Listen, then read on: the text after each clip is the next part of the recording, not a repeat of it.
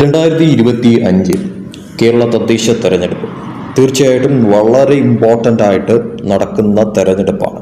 ഇതിൽ പ്രധാനപ്പെട്ട സ്ഥലങ്ങളുണ്ട് എന്നുള്ളത് വ്യക്തമാണ്. അതായത് കടുത്ത പോരാട്ടങ്ങൾ നടക്കുന്ന സ്ഥലങ്ങൾ എന്ന് പറയുന്നത് BJP, UDF, LDF 3 പാർട്ടികളെ സംബന്ധിച്ചിടത്തോളം വളരെ നിർണായകമായിട്ടുള്ള തെരഞ്ഞെടുപ്പാണ്.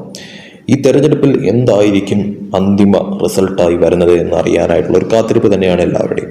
അതിനിടയിൽ തന്നെ ചില കണക്കുകൾ, അതോടൊപ്പം തന്നെ ചില രാഷ്ട്രീയ നിരീക്ഷണങ്ങൾ, ചില സർവേ റിസൾട്ടുകളൊക്കെ തന്നെ പുറത്തു വരുമ്പോഴത്തേക്കും കേരളത്തിൽ എന്താണ് സംഭവിക്കാൻ പോകുന്നത്, അതുപോലെ തന്നെ കേരളത്തിലെ ഏറ്റവും പ്രധാനപ്പെട്ട ഒരു സ്ഥലം കോട്ടയത്ത് എന്താണ് ഇത്തവണ സംഭവിക്കാൻ പോകുന്നത് എന്നുള്ള പ്രധാനപ്പെട്ട ചോദ്യം. തീർച്ചയായിട്ടും നമുക്ക് കണക്കുകൾ തന്നെ ആദ്യം ഒന്ന് പരിശോധിച്ച് നോക്കാം. കോട്ടയത്ത് എന്ത് തരം അട്ടിമറികളായിരിക്കും ഇത്തവണ സംഭവിക്കാൻ പോകുന്നത്? നമ്മളിപ്പോൾ നോക്കാനായി പോകുന്നത് കോട്ടയത്തെ 6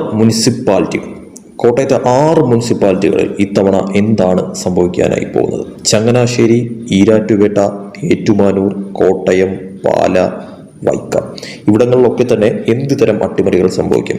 നമുക്ക് ആദ്യം 2020 കണക്ക് നോക്കാം. ഓരോ സ്ഥലങ്ങളായിട്ട് നോക്കാം. അതിൽ ചങ്ങനാശ്ശേരി 2020 കണക്ക് നോക്കുമ്പോഴത്തേക്കും LDFിൻ്റെ ഭരണമായിരുന്നു.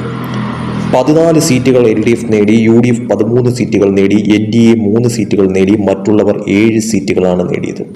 തീർച്ചയായിട്ടും ഇവിടെ 2020 ഈ 5 കൊല്ലം കഴിഞ്ഞ് 2025 ആകുമ്പോഴത്തേക്കും സംഭവിക്കാൻ പോകുന്ന മാറ്റങ്ങൾ എന്തൊക്കെയാണെന്ന് നമുക്ക് നോക്കാം. ഇവിടെ ഒരു അട്ടിമറി സാധ്യത തന്നെയാണ് നിലനിൽക്കുന്നത്.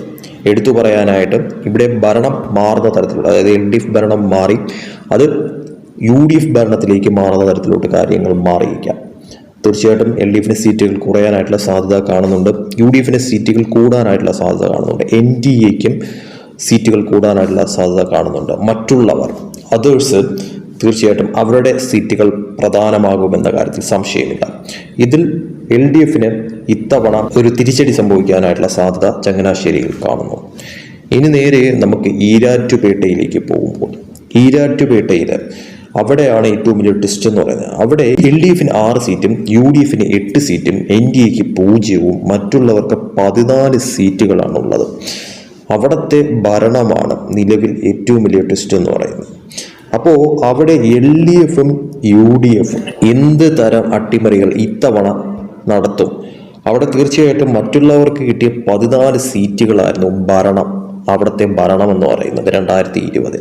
പക്ഷേ അത് 2025 ആകുമ്പോഴത്തേക്കും എന്ത് മാറ്റമായിരിക്കാം സംഭവിക്കാൻ പോകുന്നത്? തീർച്ചയായിട്ടും UDFിന് സീറ്റ് കൂടാനായിട്ടുള്ള സാധ്യത കാണുന്നുണ്ട്. LDFിനെ സംബന്ധിച്ചിടത്തോളം വലിയ തോതിലുള്ള ഒരു മുന്നേറ്റം എന്തായാലും ഉണ്ടാകാനുള്ള സാധ്യത കുറവായിട്ട് തന്നെയാണ് കാണുന്നത്. NDA സംബന്ധിച്ചിടത്തോളം വലിയൊരു മുന്നേറ്റം ഉണ്ടാകാനായിട്ടുള്ള സാധ്യത കുറവ് തന്നെയാണ്. ഒന്നുകിൽ 1-2 സീറ്റുകൾ ചിലപ്പോൾ കിട്ടിയാലായി എന്നും മാത്രം. പക്ഷേ വലിയൊരു മുന്നേറ്റമൊന്നും തന്നെ ഉണ്ടാകാനായിട്ടുള്ള സാധ്യത കാണുന്നില്ല ഈരാറ്റുപേട്ടയിൽ. അവിടെ മറ്റുള്ളവർക്ക് ലഭിച്ച 14 സീറ്റുകൾ അത് തീർച്ചയായിട്ടും നിലവിലത്തെ സാഹചര്യത്തിൽ നേരിയ തോതിൽ കുറയാനായിട്ടുള്ള സാധ്യത കാണുന്നുണ്ട്. എങ്കിൽ പോലും ഒരു ട്വിസ്റ്റായിട്ട് കാര്യങ്ങൾ മാറാനായിട്ടുള്ള സാധ്യത ഉണ്ട്. അതായത് ഒരു കടുത്ത ടൈറ്റ് ഫൈറ്റിലേക്ക് ഇത്തവണ കാര്യങ്ങൾ മാറാനുള്ള സാധ്യതയുണ്ട്. അവിടെ LDF, UDF ഭരണം ഇത്തവണയും തുലാസിലാവുന്ന തരത്തിലോട്ട് കാര്യങ്ങൾ മാറിയാലും അത്ഭുതപ്പെടാനില്ല എന്ന് വേണം നിലവിലത്തെ സാഹചര്യത്തിൽ പറയാനായിട്ട്. പക്ഷേ UDFിന് സീറ്റുകൾ കൂടാനായിട്ടുള്ള സാധ്യതയാണ് കാണുന്നത്. ഇനി ഏറ്റുമാനൂരിലേക്ക് വരുമ്പോഴത്തേക്കും അവിടെ UDF ഭരണമാണ്. 11 സീറ്റുകൾ LDF, UDF 12 സീറ്റുകൾ, 6 സീറ്റുകൾ NDA, 6 സീറ്റുകൾ മറ്റുള്ളവർ എന്നുള്ള കണക്കിലാണ്. ഇതിൽ ഇത്തവണ ഒരു അട്ടിമറി നടക്കാനായിട്ടുള്ള സാധ്യത നിലനിൽക്കുന്നുണ്ട്. അതായത് ഒരു തൂക്കുസഭയിലോട്ട് കാര്യങ്ങൾ മാറാനായിട്ടുള്ള സാഹചര്യം നിലനിൽക്കുന്നുണ്ട്. അവിടെ LDF, UDF തമ്മിൽ കടുത്ത പോരാട്ടമായി മാറുമെന്ന കാര്യത്തിൽ സംശയമില്ല. അവിടെ NDA സീറ്റുകളും നിർണായകമാകുമെന്ന കാര്യം ഉറപ്പാണ്, മറ്റുള്ളവരുടെ സീറ്റുകളും നിർണായകമാകുമെന്ന കാര്യം ഉറപ്പാണ്.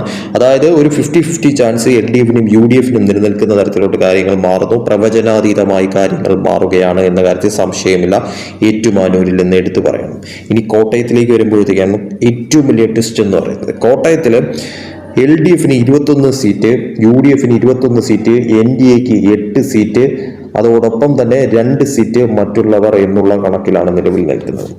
ഇവിടെ ഇത്തവണ വമ്പൻ ട്വിസ്റ്റ് നടക്കാനായിട്ടുള്ള സാധ്യത നിലനിൽക്കുന്നുണ്ട് എന്ന കാര്യത്തിൽ ഒരു സംശയവുമില്ല. അതിലെടുത്തു പറയാനായിട്ടുള്ളൊരു കാര്യം എന്ന് പറയുന്നത് നിലവിലത്തെ ഭരണം അട്ടിമറിക്കപ്പെടുന്ന തരത്തിലോട്ട് ചിലപ്പോൾ കാര്യങ്ങൾ മാറിയേക്കാം. അതായത് സീറ്റുകളുടെ കാര്യം നോക്കുമ്പോഴത്തേക്കും ഒരു ടൈറ്റ് ഫൈറ്റിലേക്ക് കോട്ടയം മാറുമെന്നുള്ളത് ഉറപ്പാണെന്ന കാര്യത്തിൽ സംശയമില്ല. അതിൽ UDF LDF തമ്മിലുള്ള ഒരു പ്രവചനാതീതമായിട്ടുള്ള ഒരു പോരാട്ടമായിട്ട് കോട്ടയം മാറുമെന്നുള്ളത് 100% ഉറപ്പാണ്. അതിൽ BJP അതോടൊപ്പം തന്നെ അതേഴ്സ് സീറ്റുകൾ നിർണായകമാവുന്ന തരത്തിലോട്ട് കാര്യങ്ങൾ മാറുകയും അവിടെ നിലവിൽ നേരിയ തോതിലൊരു മുൻതൂക്കം LDFന് കാണുന്നുണ്ട് എങ്കിൽ പോലും UDF LDF ഒരു ടൈറ്റ് ഫൈറ്റ് ആയിട്ട് കാര്യങ്ങൾ മാറുകയും ചെയ്യുമെന്ന കാര്യം ഉറപ്പാണ്. ഇനി പാലയിലേക്ക് വന്നു കഴിഞ്ഞാൽ പാലയിൽ നിലവിൽ LDF ആണ്. 12 സീറ്റുകൾ LDFന്, UDFന് 8 സീറ്റുകൾ, 0 NDA, 6 മറ്റുള്ളവർ എന്നുള്ള കണക്കാണ്. ഇവിടെ 2025 വരുമ്പോഴത്തേക്കും തീർച്ചയായിട്ടും LDFന് സീറ്റ് കുറയാനായിട്ടുള്ള സാധ്യത നിലനിൽക്കുന്നുണ്ട്, UDFന് സീറ്റ് കൂടാനായിട്ടുള്ള സാധ്യത നിലനിൽക്കുന്നുണ്ട്. ടൈറ്റ് ഫൈറ്റിലേക്ക് കാര്യങ്ങൾ മാറുകയും UDFന് നേരിയ തോതിലുള്ളൊരു മുൻതൂക്കം കാണുന്നുണ്ട്. പക്ഷേ എന്തും സംഭവിക്കുന്ന തരത്തിലുള്ള കാര്യങ്ങൾ മാറിയേക്കാം എന്നുള്ളത് ഉറപ്പായിട്ടുള്ളൊരു കാര്യം തന്നെയാണ്. കാരണം അവിടെ മറ്റുള്ളവരുടെ സീറ്റും പ്രധാനമായി കാണേണ്ടത് അനിവാര്യമായിട്ടുള്ളൊരു കാര്യം തന്നെയാണ്. അതായത് ഒരു ടൈറ്റ് ഫൈറ്റിലേക്ക് കാര്യങ്ങൾ മാറും എന്നുള്ളത് 100% ഉറപ്പാണ് പാലയിൽ. ഇനി വൈക്കത്തിലേക്ക് വരുമ്പോഴത്തേക്കും വൈക്കം നിലവിൽ UDF ആണ്. 8 സീറ്റുകൾ LDF, 11 സീറ്റുകൾ UDF, 4 സീറ്റുകൾ NDA, 3 സീറ്റുകൾ മറ്റുള്ളവർ എന്നുള്ള കണക്കിലേക്കാണ് കാര്യങ്ങൾ. ഇവിടെ തീർച്ചയായിട്ടും UDFനെ സംബന്ധിച്ചിടത്തോളം വലിയ തോതിലുള്ള ഒരു ഇടിവ് സംഭവിക്കാനുള്ള സാധ്യത കാണുന്നില്ല. എങ്കിൽ പോലും അവിടെ LDFന് സീറ്റുകൾ കൂടാനായിട്ടുള്ള സാധ്യത കാണുന്നുണ്ട്. ഒരു ടൈറ്റ് ഫൈറ്റിലേക്ക് കാര്യങ്ങൾ മാറുകയും പ്രവചനാതീതമായിട്ട് കാര്യങ്ങൾ മാറുകയും ചെയ്യുന്ന തരത്തിലോട്ട് ചിലപ്പോൾ കാര്യങ്ങൾ എത്തിയെന്നും വരാം. എങ്കിലും നേരിയ തോതിലുള്ളൊരു മുൻതൂക്കം ഇപ്പോഴും UDFനെ കാണുന്നു എന്നുള്ളത് വ്യക്തമാണ്.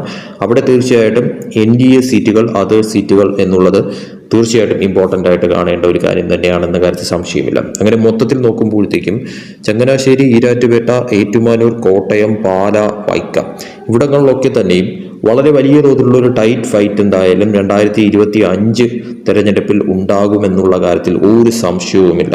അതിൽ ചില സ്ഥലങ്ങളിൽ ചിലപ്പോൾ ഭരണമാറ്റം സംഭവിക്കുന്ന തരത്തിലോട്ട് കാര്യങ്ങൾ മാറിയേക്കാം. അതോടൊപ്പം തന്നെ ചില സ്ഥലങ്ങൾ നിലനിർത്തുന്ന തരത്തിലോട്ടും കാര്യങ്ങൾ മാറിയേക്കാം. LDFനും UDFനും ഒരുപോലെ തിരിച്ചടി കിട്ടുന്നതും അതോടൊപ്പം തന്നെ നേട്ടമുണ്ടാക്കാൻ പറ്റുന്നതുമായിട്ടുള്ള സ്ഥലങ്ങൾ നിലവിലുണ്ട് എന്നുള്ളത് യാഥാർത്ഥ്യമാണ്. ഇനിയിപ്പോൾ NDAയിലേക്ക് വരുമ്പോഴത്തേക്ക് NDA കാര്യമായിട്ടുള്ള ഒരു മുൻതൂക്കം എന്തായാലും ഉണ്ടാക്കിയെടുക്കാനായിട്ട് സാധിക്കത്തില്ല എന്നുള്ളത് വ്യക്തമാണ്. പക്ഷേ എങ്കിൽ പോലും അവർക്ക് നിലവിലുള്ള സീറ്റുകളെക്കാട്ടിലും കുറച്ചധികം സീറ്റുകൾ കൂടുതൽ നേടാനായിട്ട് ചില സ്ഥലങ്ങളിൽ സാധിക്കുമെന്നുള്ളത് വ്യക്തമായിട്ടുള്ളൊരു കാര്യം തന്നെയാണ്. അതായത് നേരിയ തോതിലുള്ള ഒരു മുൻതൂക്കം പലയിടത്തും NDAക്ക് സീറ്റുകളുടെ കാര്യത്തിൽ ഉണ്ടാക്കിയെടുക്കാൻ സാധിക്കുമെന്നുള്ളത് വ്യക്തമാണ്. പക്ഷേ സർവേകളെ വെല്ലുന്ന തരത്തിലുള്ള ഒരു റിസൾട്ട് ഉണ്ടാകുമോ 2025 തദ്ദേശ തെരഞ്ഞെടുപ്പിൽ എന്നുള്ളത് തീർച്ചയായിട്ടും കാത്തിരുന്ന് കാണേണ്ടത് അനിവാര്യമായിട്ടുള്ളൊരു കാര്യം തന്നെയാണ് എന്ന കാര്യത്തിൽ യാതൊരു സംശയവുമില്ല.